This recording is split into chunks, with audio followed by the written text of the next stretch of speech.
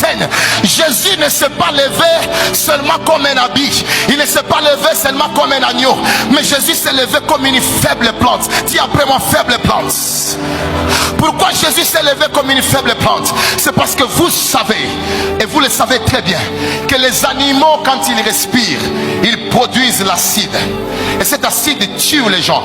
Et l'apôtre Paul définit que les hommes animaux sont des hommes charnels. Par leur péché et par leur malice, ils produisent des poisons qui tuent l'humanité. Alors Jésus s'élève comme une plante parce que vous savez que la plante a la capacité d'absorber l'acide.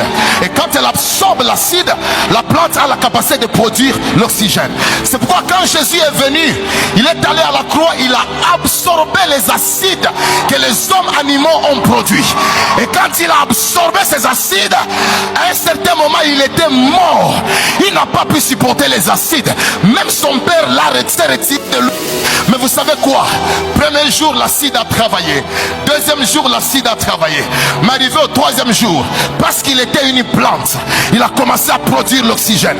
Je déclare que l'oxygène vient dans ta vie. Je dis l'oxygène vient dans ta vie. Je dis l'oxygène vient dans ta vie. Je dis l'oxygène dans tes études. L'oxygène dans ton mariage. L'oxygène dans tes projets. Dis après moi, yes!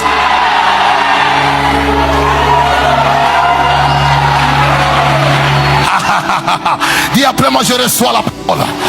Dis après moi, je reçois la parole.